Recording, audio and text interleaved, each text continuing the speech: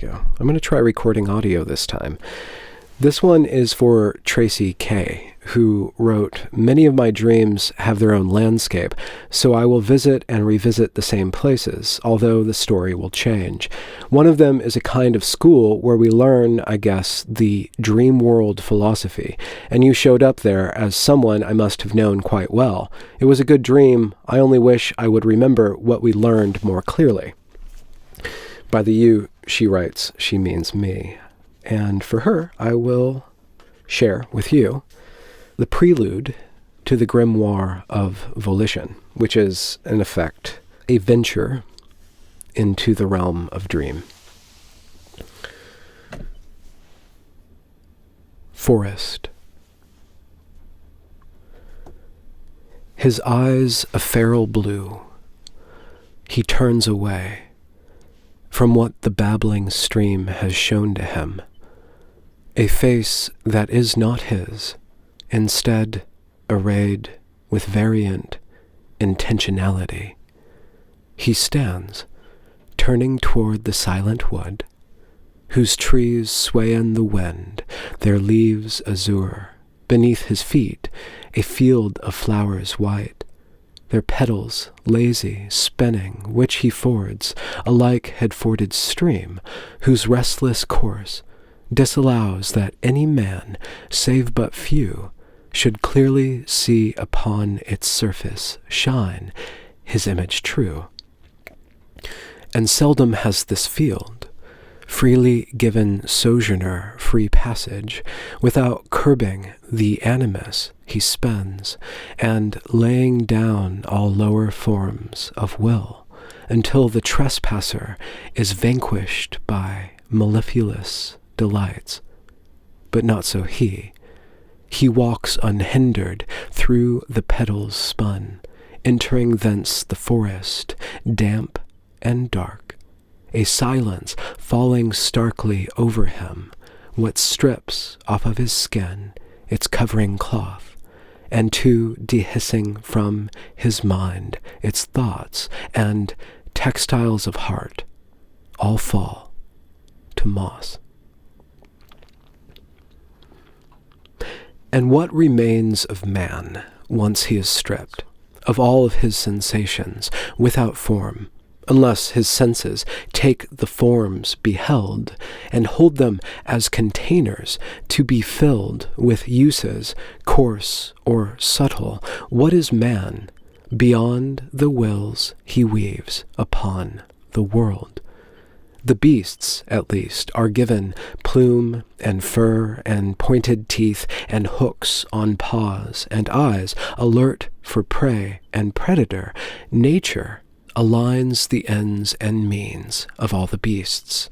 But man, his nakedness as if withholds a purpose that is yet declared unwrit within his lanky limbs, tool-greedy hands, and to that clever bulb he bobs aloft. What's twice as foolish as it may be wise, what fashions for him guises without count, none which within this darkness would persist, so that, now stripped of thought and cloth, the man is emptied, till he has no bearing here, and slips into a thicket, brambles soft.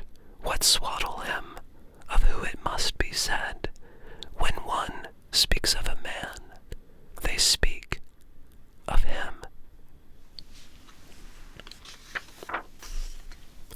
Litibulum.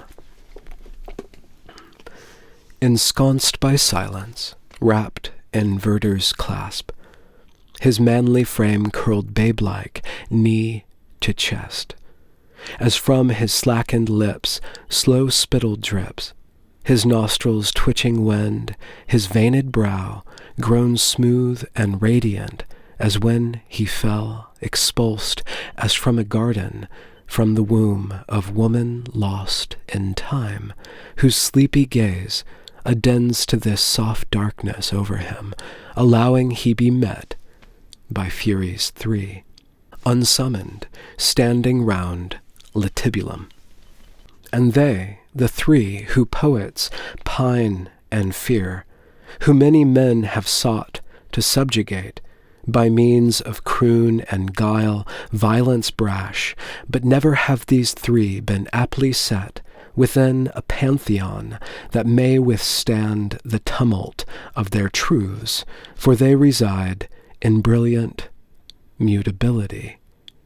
They hear within this sleeping creature stripped of schemes, whose masteries lay lax within his breast, whose knowledge, like autumnal leaves released to wind and earth, so that the tall tree may recuperate in meditations long the unity of purpose it, as seed, had known.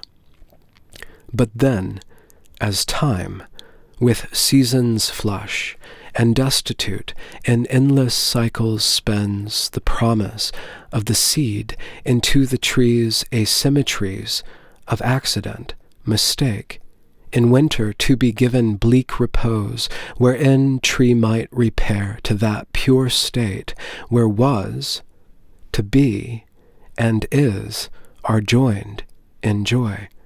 Its calloused fingers nude of sun-starved leaf, what lay now rotting on the earth, like so, his knowledge scattered all about. They hear, within him now, the furies three with ears held near his thicket dark. In him they hear a single wish, unmarred by want or will, a single wish these women would fulfill. But though they would fulfill the wish in him, he must prove himself worthy to their grant, and thus the femme their many fingers pose with innocence and grace and wickedness, of such concerted quality that though they move as one, tripartite they are known. The eldest, though the youngest, to behold, she who with constant queries so disturbs the fate presumed in any forward step, her fingers fold till shadows congregate into a winged shape, which thence the crone, of visage ghastly, eyes to meanly coals, infuses with a carrion appetite. And lastly, graceful lady, she who I, a poet, lowly, weighted, and worn thin by debts and debtors of a varied sort, to lease me time enough to properly shape invisible wind, visible ink, both worthless things to debtors, you should know, into her image fair. But never once so blessed have I been to her breath and hail, nor ever to her locks my fingers graze, she who I have espied time and again in glances off the steps of corporal dames, all who are her, none who are her in full. She gifts to winged shape, carrion gut, a knowing eye, complete. The bird swoops down into the emptied man, whose twitching eyes a noose or net or liberating cord begin to twist within his soul this dream. Oracle. Come to a pillared dais with two men, or in fact two approximations of, the first with beard of white, who stands and speaks at length to other, sitting, sucking reed.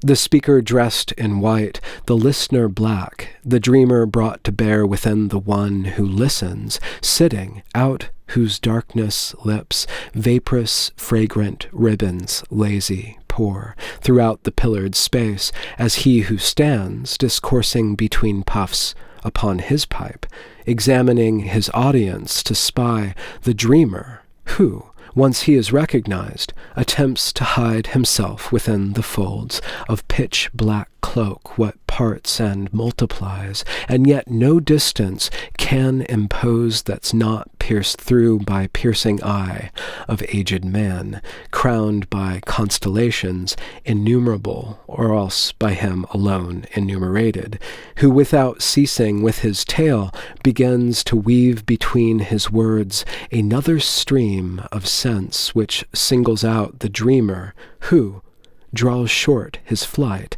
and faces and accepts the argument of he, ancient of days. Where man pretends to see eternity, there is, in fact, only an endlessness. His station proud, from which he understands and concentrates to bend the elements to what his will and want and wish would work, his stance removed just so from time and space, wherein he meets with lovely Menocine, flanked round by jaunting boys and spinning girls, who man conjoins with time and time again, to fashion discreet forms to rest the sea. His standing, while godlike it does beseem, from this position many men suppose all talk of gods is childish, of God foolhard, and they are not exactly wrong, although not right the way they wish they were. This standing of his cannot penetrate beyond the vast conspiracy, which he can only his self shackle to the more, as he with efforts scrambles to escape, endeavoring willfully toward eternity, but finding only endless cycles spun. Mankind but mere reflections may attain of is and was and might, which flicker, fade, just shy that needful grasp of his, concerned with simply satisfying lowly drives, establishing securities which trap, or else stabilities that prove too brief. And yet what you are after, I can see, by works legitimate and spurious, or else a deft admixture of the two, this that you seek, to build for them your kind, what's part cathedral and part hippodrome, partaking of the tavern and reverse as locus of assembly, reverous and contemplative, what you seek to build, if it is to attain that which you wish it to attain, to bind the dreams of men in such a way that magnified becomes their visions and volitions, and their stance above all forms and forces, all caprice of flighty heart and callow intellect, both of which only ever easily behold themselves in what they come to meet, to speak not of the body, its complaints, which ne'er bequeaths a peace that is not death, nor that allows for bliss without a glut of longing for another bout or dram, which body, in so far as he denies, he too denies the single ecstasy within embodiment that might give way unto a blessed field, wherein all forms are lit with grace and purest force, become this gateway hid behind a sloppy act. If what you seek to build, ambitious man, is to accomplish what you wish it to accomplish, and deny so ever none of these man's limitations, but exalt all his particulars, and cause him to surpass what constitutes his outward self, then you will need more than a fading grasp on what stands just above both place and time, and to beneath all running thoughts and quips of heart flittering to and from the self. You need, dreamer, a bit of that which I come to this pillared circle to secure, which I will share with you, should you go forth to she who I impatiently expelled out from my sight, and since that day have been at odds with what mankind has access to, that essence which is not to be confused with spirit, though a pneuma it beseems, which variates the givenness of what my wife and I in concert co-create Now follow you the thread in darkness cloak, wherein you perch, follow and fetch from me that question 3, yet posed by little one, and should you bring it here, I shall your work imbue with but a bit of what partakes in the eternal order which mankind's keen rations and clean logics are but mute refractions of. A grain of logos I shall give to you, by which your structure may secure a sinecure for common man within the realm heretofore known as dream. Thread. The dreamer, who, a daring man who through his youth submitted himself to the bridle of apprenticeship, serving as subaltern to many a craftsman, accepting duties doled out by masters of many a plastic art, securing deep knowledge of a plentitude of skills plied to media from densest sort to lightest, who, when each master saw fit to credit him with mastery, he left, seeking the next craft and the next, going so far as to exhume from graves under cover of darkest night, exhuming from the earth, one after another, speechless bodies whose ligaments and cartilage and bones and even their skin he studied, drawing from the dead the skills they in life acquired. The dreamer who, awake, walks resolutely, ever resolutely, a single vein pronounced upon his brow, bent and able, who to his side there flies, one might spy flying there, just to his left, a demonic waver, and if you should peer at his past, between his resourceful youth and monumental adulthood, you might spy a minute schism, no more than 7 weeks, wherein he surrendered to a singular sensation, pitting man 'gainst putamen, dousing what stirs, and that you not think I speak of myself.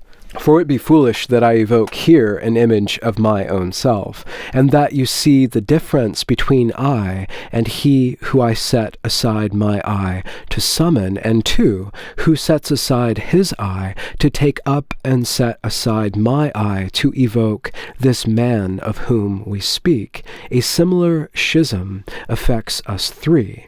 I and the one who uses my eye, through pipe innocence we broke from, experience we breached, mine packed with poppy, his a baser salt. But he, who we seek to place before us, as we place him before you, his schism was brought about by needle, his weathered dis and pleasure not as quickened as the salt, nor syrup dreamy as the silken sloe in which I drifted, for a moon reposed on cushion, tended by an almond-eyed dame who witnessed and set not to paper the ebullition which since that season I have been denied, or have denied myself, for 20 years now, wandering through this wilderness of listless commodity. But he, after his studies were fulfilled, and he could no more learn except through work, except through invention, intervening his intake and output with 312 injections, transits ravishing his mind, as across the northern sea cased his bark, carrying him, rolling, his senses split from one another, as his acquired skills and powers roamed freely through his dreams, amassing great unwrought works within him, as if to test his scope, as if to test his freedom from the given, his freedom from things. His senses cast far, then creeping back into his center, tightly corralled back into him, till a distilled fluid, pushed in through arm, pushed his senses far, far and further out from him. The dreamer, while awake, not a careless word let fall from his jaw. A hero's jaw? But what beast, actual or imagined, would rouse him? What beast, indeed? This dreamer, while awake, in a word, determined, but whilst asleep he drifts as he's directed to, drifting from this dais, following the thread as it threads this way and that. Its very threading this way and that would entangle any determination excepting the most tangential. The dreamer's drifting perhaps bequeathed consistency by they whose dark retainer, its wings fluttering to agitate the fraying edge of this thread at all points frayed, the dark bird buttressing the dreamer's drifting with what he lacks. That which in waking life serves to galvanize these qualities which we have ascribed to jaw and brow and to his studies and to his needles and his, not to say thread, for what ties a man together? What serves to stitch him in the waking world as whole, however fragmented, still somehow a whole, across time, through space? Could it be his name? But it cannot be his name, or naming him. The conventions of naming are inadequate to our present work. The builder is as close as we may get. Who's not the builder here? As he is brought to surface in a body on its side within a drawing room, he opens eyes. His eyes are opened on a drawing room. Door. Within the drawing room, there is a door, and not that sliding pair through which he fell. Stumbling from the foyer to the couch, he crashing heavy to its cushioned cloth, the body gripping him, depleted by its journey through a failuring expanse, which body weighs him down into a deep, removed from all except the muffled sounds of porcelain clinking much against itself, and chinks of cutlery accompanied by an ululating intonation of fragmented songs about this thing and that, a sundry songs that if one would collect, might pile high into a rapturous mound, a hill of poetry beneath the sun that circles over grass that's cropped to lawn, then grown to seed, a hill of poetry, what's crowding out itself a livid host of animated things, of this and that, those objects all forgot beyond their use, which, lifted up within these many songs, attain as if a heaven, bursting full, a wide empyrean store of cabinetry, a crowding out Elysian armoire of countless artifacts and acts banal. And how might one collect these less than hymns? Such shards as these would shred the psalter which aspires to become their catalogue. The house itself cannot contain these songs, but only channel through its walls and rooms their thither coming, going, voicing notes that enter him, the dreamer, on his sight alert to view the drawing room, wherein appears to him the very door through which exits and enters she who dwells within this house, not she whose songs espouse domesticity. Who dares to slander thee? Who dares submit the dome unto the spire? You're bustling, and all your broken songs. Even the word must prostrate itself before you before it might divide the waters or bespeak the light to be. Before the bereshith of things, the word submits itself to that embosomed noise, that din of pots and pans, that crowding out sensation, that crucial remonstrance against not sin, but hunger, against not death, but restless lonesomeness, against not knowing, but not being known. The dome presides, the spire endures, mutual, one and the other, but a door. The door his eyes are drawn to, it is such a door as pre-existed dome, spire, even room, even hovel, jamb, plumb, hinge, even window, even wall. It is such a door as was suspended upon the vault of heaven, heralding the first sunrise, sunset, through which they passed into rivalry, the vying sisters. Argent rosy dawn and fulvous evening, tossing 'tween them a single bulb of light, who changes names depending on which dame he's pressed to serve. Such is a door as this, hinging upon the stars, through which a day is a day, through which the night is sundered into nights, through which tomorrow is split from yesterday, keeping this day today. A door such as this, one can only but fall through. And that is all death is, a falling through. Death's no more a secret than is a door, even such a door as this, creaking back to reveal what is unrevealed. A voice. Seed. What you would have from me, my silly man, or half-man, whose two halves are sometimes not, assembled so as to be suitable to face me, for sometimes you would confront what parts of me are not for you to know, which confrontation is your daring thrust that leads you in the end into a dearth of substance and subsistence for your work, for though the given never satisfies, it's only what is gifted that sustains.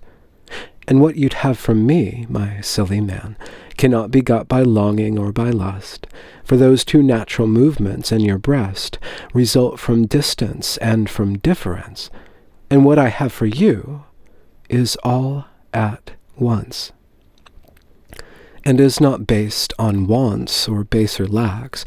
For what I have for you, that which you seek ostensibly for he, dear Father Time, that is the question 3 which he escaped by thrusting me out from his measured sight, the question which pertains to what supports both he and mother space outside Oros, the tree in which all is already known, and is so definite so as to seem already over with and lacking grace and lacking any freedom to invent or to elate in sudden accident.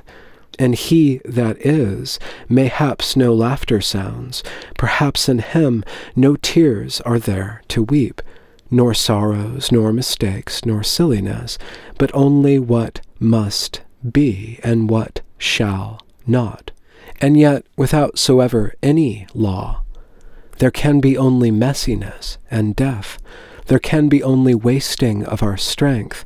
There can be only doubt and lies and wrath expended into vaporous farts and burps, and thus no consequences, good or ill, result from order or chaos alone.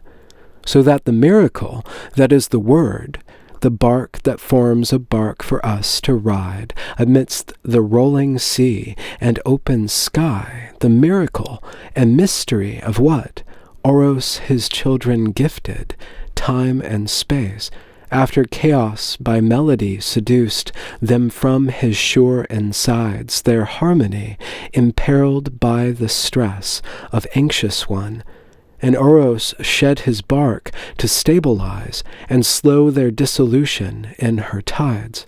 The mystery of Logos is that he, the one who is ordained to compromise his perfectness in order to parley with imperfection and allow there rise all that is life, the potent and fecund, and their effulgent joining within bliss. And Logos, what is voice and what is word, in truth is a confession by the law that exceptions he longs for secretly. For arguments and fictions and mistakes he yearns for proof, just as fair Nuit knew that he is not alone, but might be known. But so See, my silly man, listen here. The drama of the fruit is but one verse of a greater poem, for there are seeds, and seeds grow into trees, and trees bear fruit, and fruit falls down, and colored catches eyes, and fruit is lifted up before the nose, and fruit, one can't forget, is made to eat. And those who do the eating also taste, and what we use to taste, we use to speak. Our tongues are split already once they speak, as organs used to taste and used to give, to say, there is a fruit that we might eat, to say, there is a fruit that we should not. Whereas the tree that is says shall and must, for he tastes of the light and not of fruit. So we, who speak of should and speak of might, with tongues that have been parched and have been slaked, already having lapped on bitter sweets, uncertain of the fruit, until our lips and teeth and tongue and gut have had their way, our knowing and our words, alike our work, must ever attain proof of what we speak, or else our speech returns to naught but wind, and loses all its flavors in the end. And what already knows not of this, the pain of ignorance, or either bliss, of newness springing forth from difference.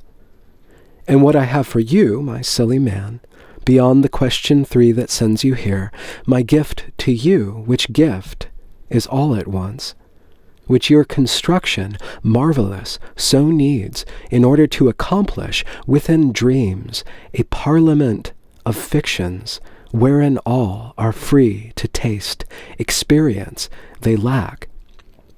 The affluent presented penuries, the indigent presented luxuries, the indolent presented drudgeries, the industrious presented leisure ease, arraying for your people transit cross the breadth of situational intent, until by turns each person gains unto a coincideness formed of prompted wish, and not by normative authority.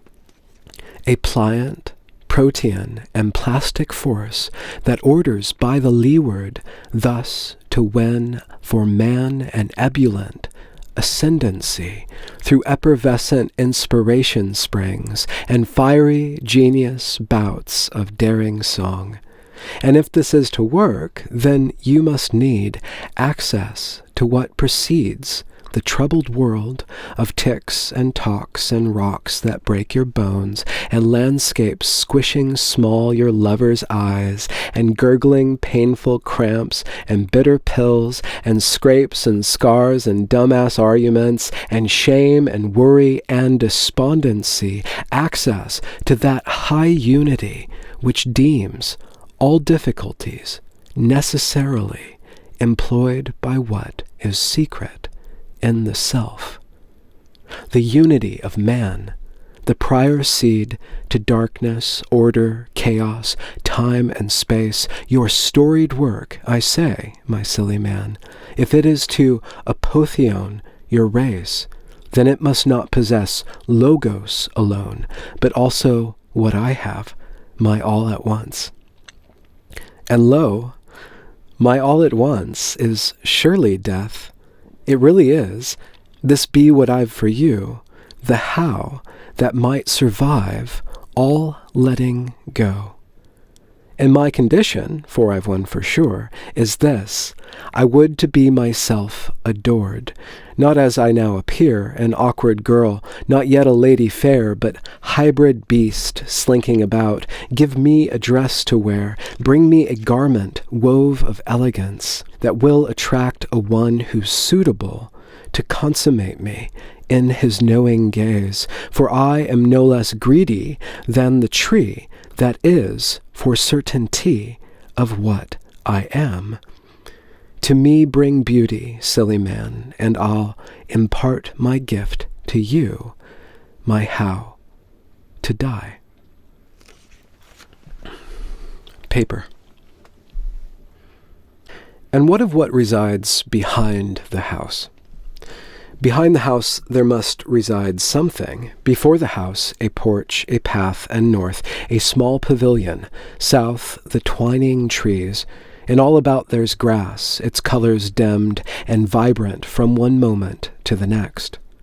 There must be something there behind the house, or else how does the dreamer come to stand within the center of the settlement?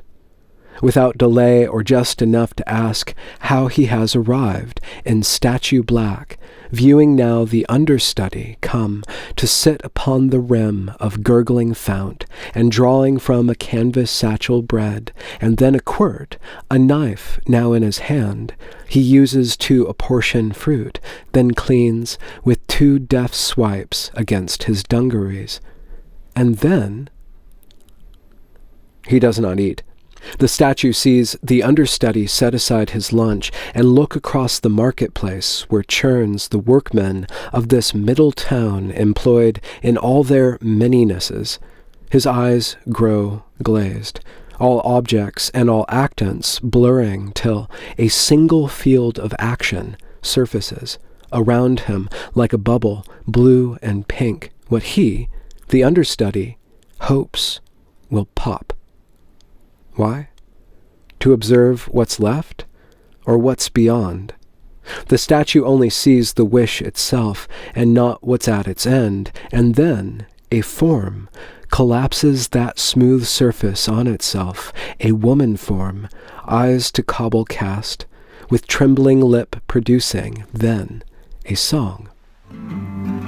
All my life, she says, seems to be little more than long-ass laundry list for stains 1,000 strangers more. Here I am on my knees like a fairy tale heroine, hoping this time don't become golden God somehow.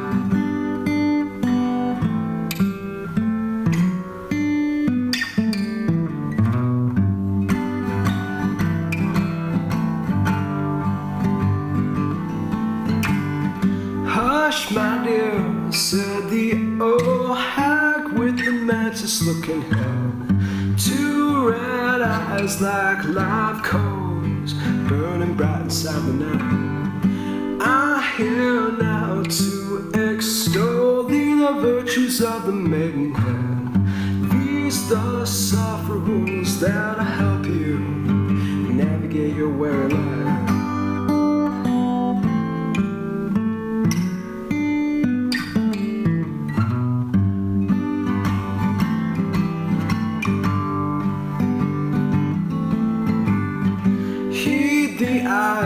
Of the man that would have you lay with him, study the heat that is caused when his eyes behold your warm. Know that he is impatience, almost wholly by design. Study his wants and ensure your wishes he will manifest.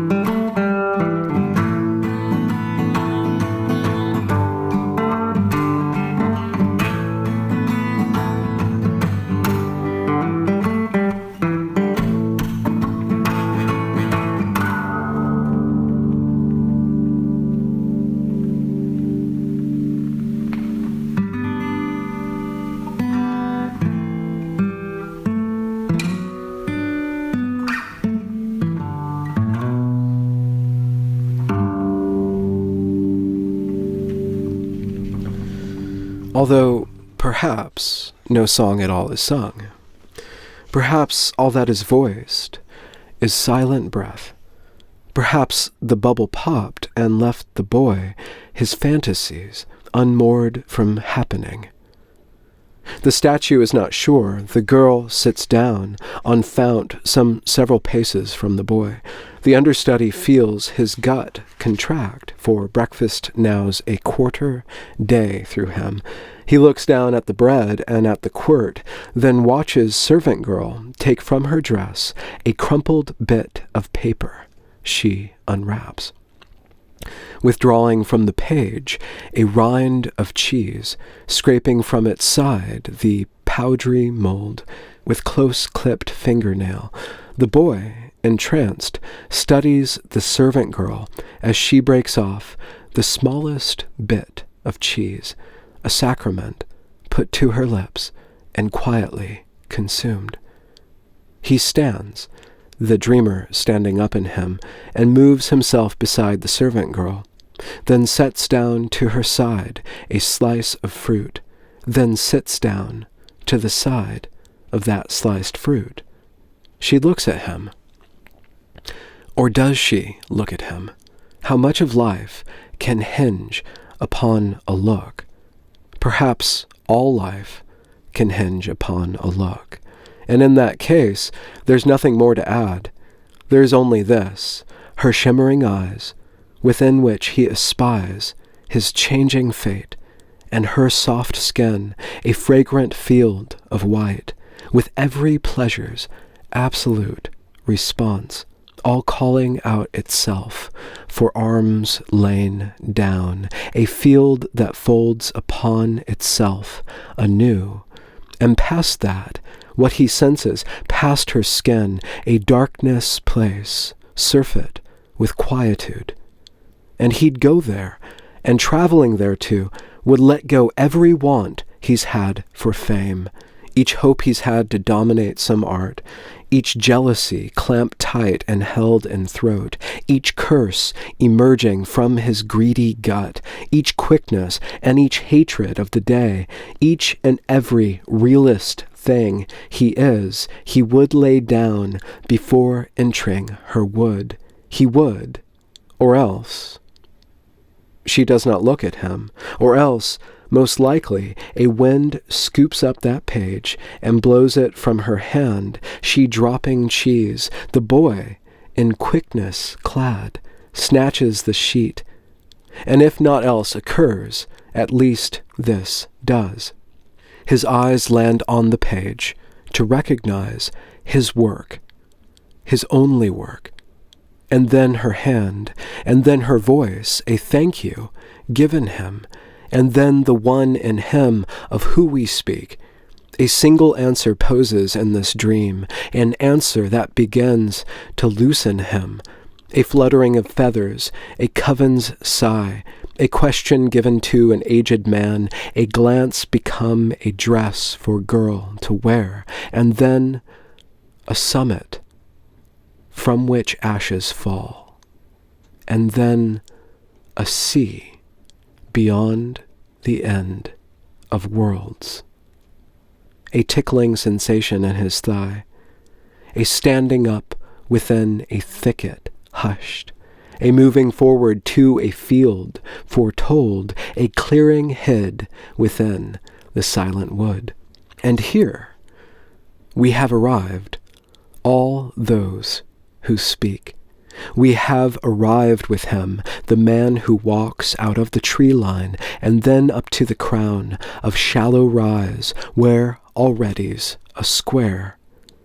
He bends to knee, and all that comes before and all that follows after, all kneels with him. And servant girl on fountain takes the page and smooths it out until it's fit for such a title as may stand for what the man would build within that field, a hall whereat all verses, worlds, collide, a stage whereon all means and ends collude, or else a book of proofs, what demonstrates a grammar of the imaginative will, a grimoire of volition whose first act commences once the builder moves his hand.